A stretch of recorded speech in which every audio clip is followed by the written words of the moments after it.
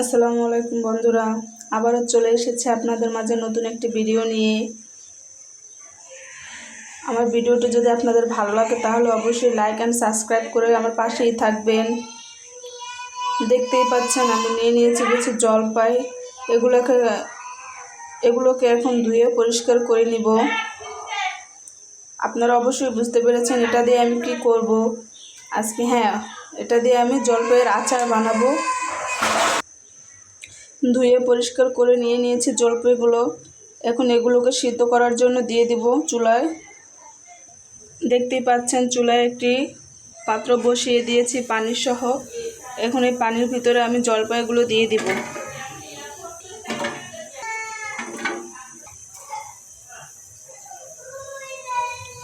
জলপাইগুলো সামান্য সিদ্ধ করে নিব যাতে টকটা কেটে যায়। জলপাইগুলো একটু নাড়া দিয়ে নিব, কারণ নিচেগুলো বেশি সিদ্ধ হয়ে যাবে, উপরেরগুলো কাঁচাই থেকে যাবে।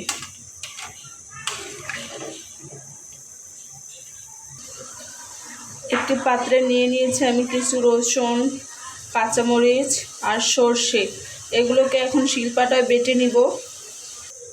শিলপাটা নিয়ে নিয়েছি। এখন কাঁচামরিচ, রসুন,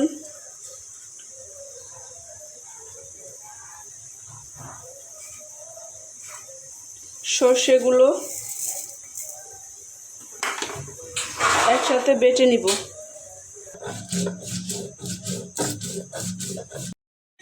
জলপাইটা আমার সিদ্ধ হয়ে গেছে, এখন এটাকে তুলে নিব।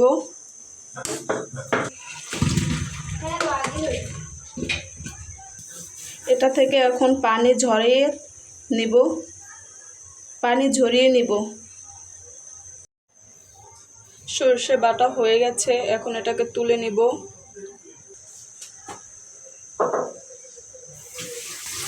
চুলায় একটি কড়াই বসিয়ে দিলাম। দিয়ে দেব কিছুটা পাঁচফোড়ন।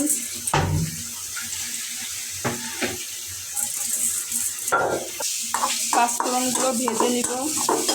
পাঁচফোড়ন আচারের স্বাদটা দ্বিগুণ করে বাড়িয়ে তোলে। পাঁচফোড়নটা ভাজা হয়ে গেছে, এখন এটাকে তুলে নিব।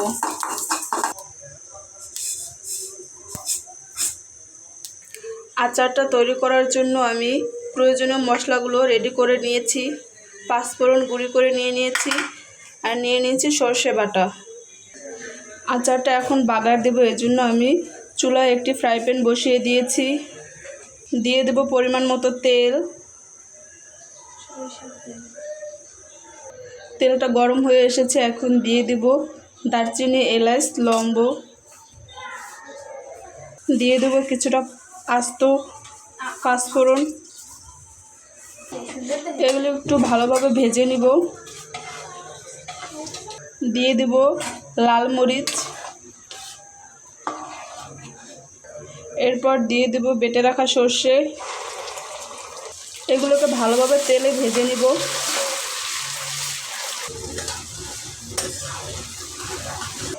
দিয়ে দেব পরিমাণ মতো লবণ। মশলাগুলো আমার ভাজা হয়ে গেছে, এখন এটাতে দিয়ে দিব তুলে রাখা জলপাইগুলো।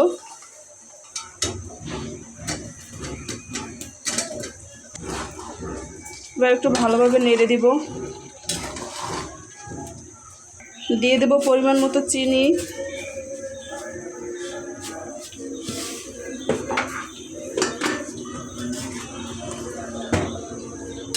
দিয়ে দেব কিছুটা বিট লবণ। এখন আচারটাকে ভালোভাবে নাড়াচাড়া দিতে হবে যাতে তলিতে লেগে না যায়। এভাবেই কিছুক্ষণ এটাকে রান্না করতে হবে।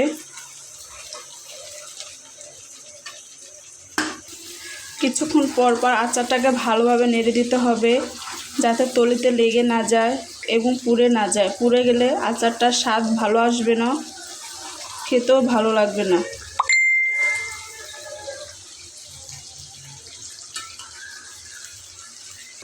এই পর্যায়ে দিয়ে দিব কিছুটা ভিনেগার। এটা আচারটাকে দীর্ঘদিন যাবৎ সুরক্ষিত রাখবে, নষ্ট হবে না।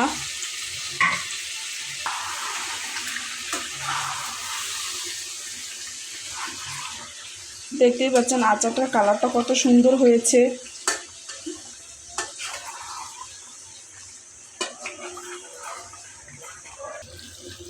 আচারটা প্রায় হয়ে এসেছে।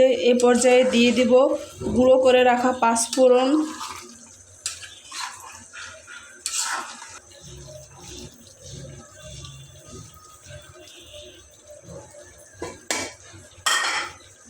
এখন এটাকে ভালোভাবে মিক্স করে নিতে হবে।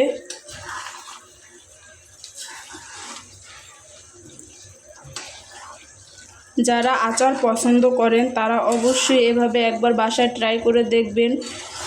দেখতে যতটা লোভনীয় লাগছে খেতেও দারুণ লাগে।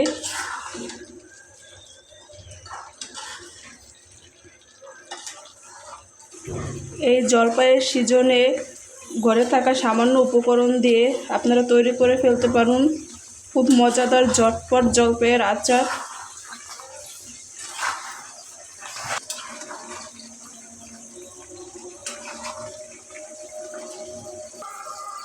হয়ে গেছে, খুব অল্প সময়ে আমি তৈরি করে ফেলেছি ঝটপট জলপাইয়ের আচার।